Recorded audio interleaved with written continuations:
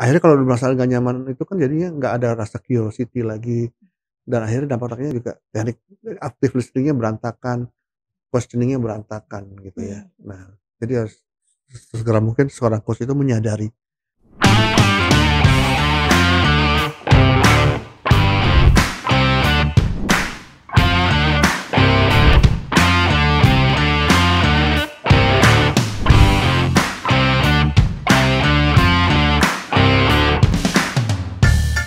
Halo teman-teman, kembali lagi dengan saya Aisyah di YouTube channel Dunia Leadership Coaching. Oke teman-teman, masih semangat ya pada sesi kali ini nih.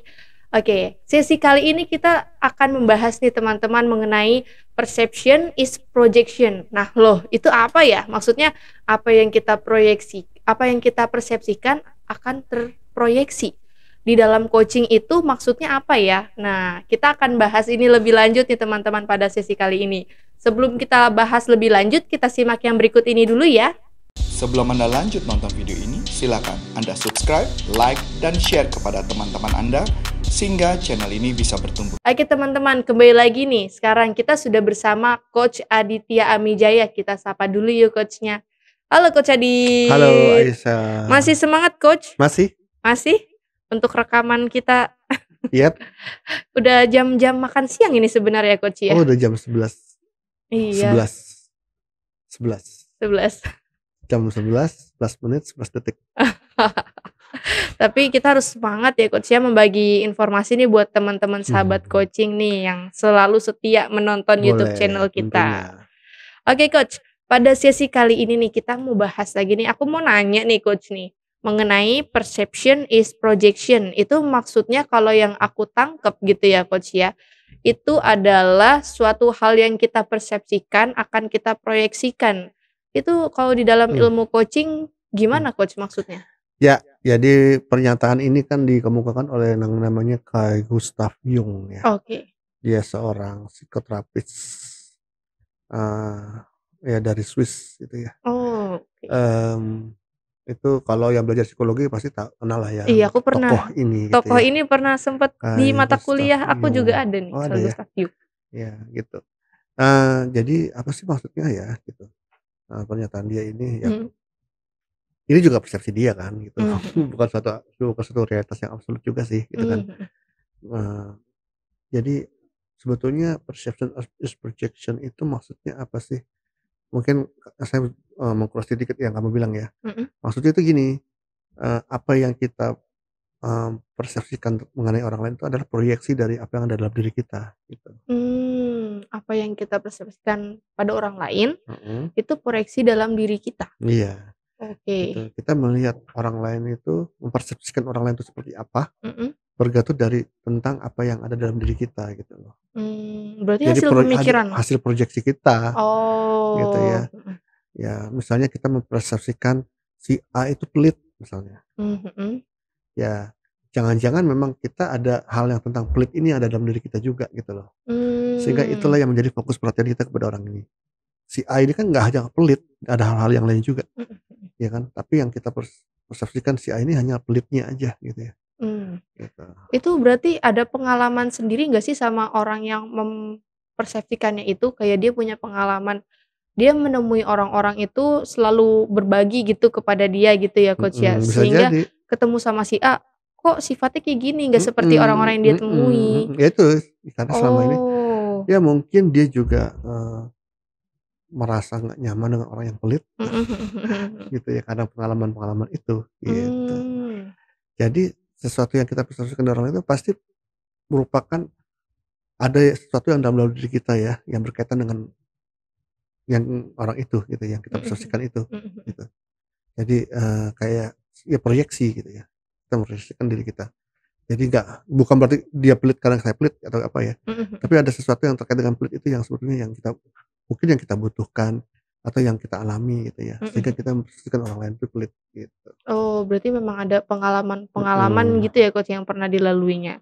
mhm. Jadi struktur perilaku atau sifat dari orang tersebut tuh sebetulnya juga ada dalam diri kita gitu. Mmm, Mhm. Jadi, gunanya kita tahu ini apa sih gitu ya, mhm, mhm. ya dalam proses coaching Iya kalau saya betul dengan Coach, klien gitu ya. mhm. Ya saya juga mempersepsikan klien sesuai dengan proyeksi saya, Mhm. klien juga akhirnya mempersepsikan permasalahannya, orang-orang yang dia, yang berinteraksi dengan dia, Mhm. itu sesuai dengan proyeksinya dia juga gitu loh. Oh, kalau ini sama aja dengan istilah asumsi juga nggak sih Coach, kalau kita Oke lah, tarik garis ya lurusnya? asumsi juga bisa gitu Mmm. ya. Contoh, saya bisa bias nih sebagai seorang coach Mhm. tentang klien saya, karena hal ini, karena saya memproyeksikan kebutuhan saya atau apa yang saya alami ke dia. Mhm. Jadi saya bisa mempersepsikan si klien ini secara keliru atau paling tidak nggak lengkap gitu ya, Mmm. gitu. Jadi saya harus segera menyadari sebagai seorang coach bahwa saya bias gitu ya, kepada si klien ya, dan harus segera, apa ya, mengklarifikasi ke diri sendiri gitu ya Mhm. tentang si klien ini. Supaya nggak terjadi bias yang terus-menerus yang akhirnya proses coaching-nya jadi nggak efektif gitu, Mhm. ya kan, atau nggak maksimal. Mhm mhm. Begitu juga tentang klien. Kalau klien mempersepsikan orang lain gitu ya, eee, buruk misalnya atau apa gitu ya, dia sedang ada masalah dengan orang lain, pasti kan dia lihat yang buruk-buruknya aja ya, Mhm mhm. gitu. Sebagai seorang coach itu saya bisa men-challenge dia untuk merefleksikan dirinya gitu. Mhm. Apa sih dari ya keburukan orang tersebut yang sebetulnya tuh benar buat diri dia dalam dirinya gitu loh. Apa yang terjadi struktur atau kejadian apa dalam dirinya itu yang sebetulnya buat dia tuh melihat orang lain tuh jadi buruk gitu loh. Mmm. Artinya di sini ya dia harus ubah dirinya di sini dulu sehingga dia bisa melihat lingkungannya dengan lebih baik gitu loh.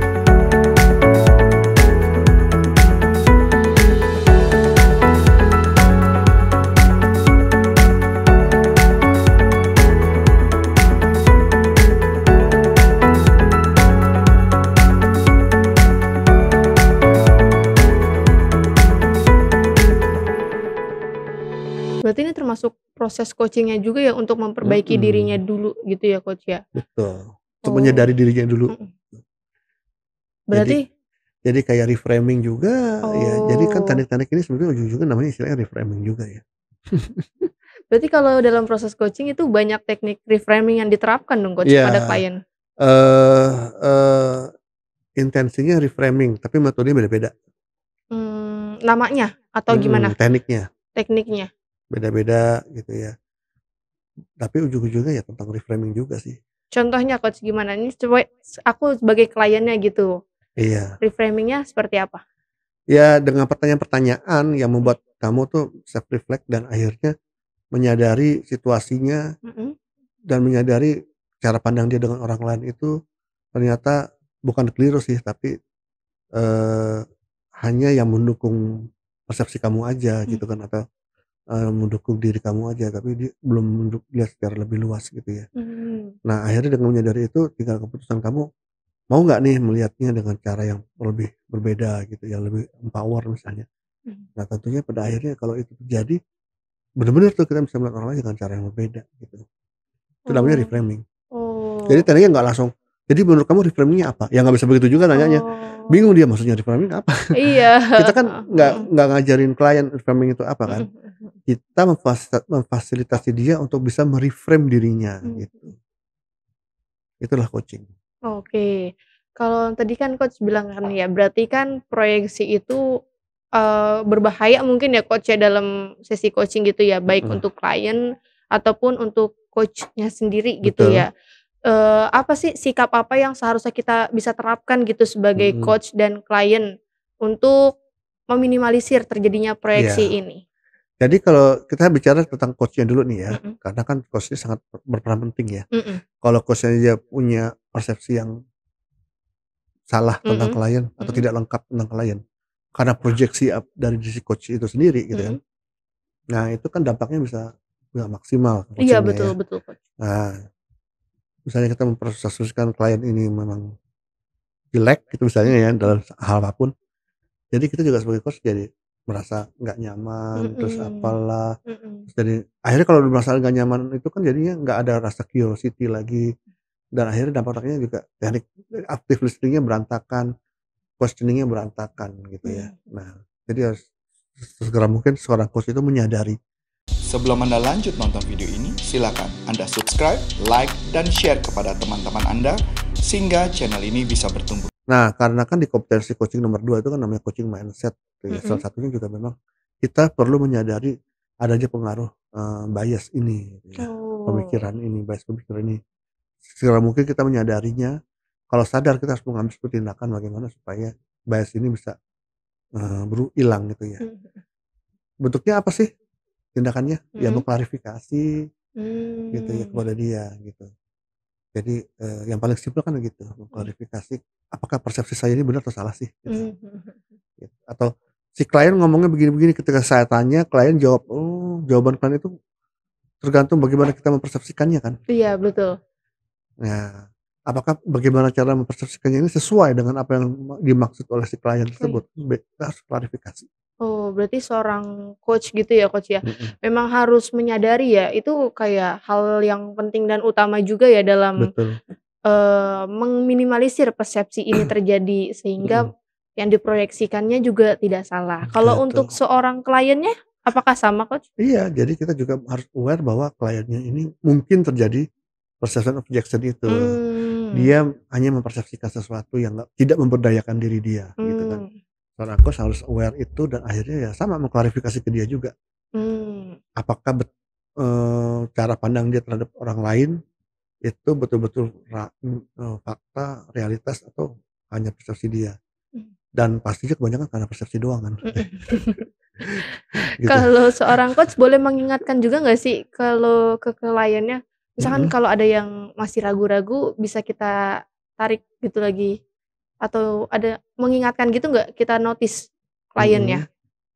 Ya bentuknya bukan mengingatkan, tapi lebih ke memberikan observasi mungkin Mhm, ya, mhm. memberikan feedback, gitu. Mmm, Dan kemudian tindak lanjut dengan pertanyaan yang membuat dia self reflect dan akhirnya dia sendiri yang harus menyadari bahwa, "Oh saya memang persepsi yang nggak tepat nih pada klien kepada orang lain," mhm. gitu. Yang akhirnya bisa membuat dia sadar gitu. Oh, oke. Nah, teman-teman berarti memang sebagai seorang klien ataupun sebagai coach-nya sendiri ya Mhm, teman-teman, melakukan persepsi ini pun juga harus, disesuaikan lagi gitu ya, kita betul, konfirmasi ulang lagi, mhm, jangan sampai seorang klien ataupun seorang coach itu memiliki persepsi dan memproyeksikannya sendiri gitu ya, mhm, Coach, ya.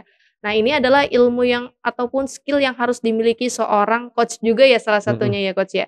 Nah, mungkin dari teman-teman di sini yang ingin mengikuti pelatihan dari, mempelajari ilmu coaching bagaimana nih Coach Adit?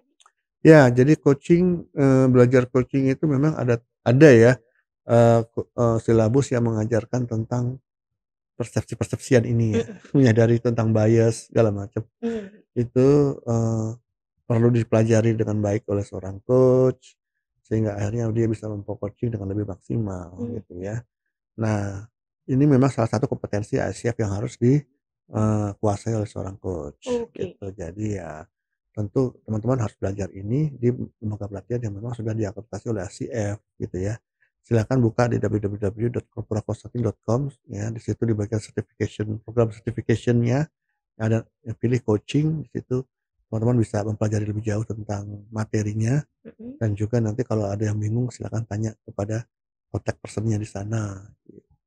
Oke oke teman-teman sekian dulu nih pembahasan pada sesi kali ini ya. Semoga teman-teman mendapatkan info dan wawasan baru ya mengenai pembahasan kita pada sesi Mhm. kali ini. Kalau teman-teman merasa bermanfaat, jangan lupa untuk like dan subscribe channel ini supaya bisa terus tumbuh dan berkembang. Kalau teman-teman juga ada memiliki pertanyaan nih, boleh banget ditulis di kolom komentar untuk menjadikan bahasan di topik berikutnya. Oke teman-teman, saya Aisyah Ramawati. Saya Aditya Wijaya, Sampai jumpa di sampai pertemuan jumpa. berikutnya.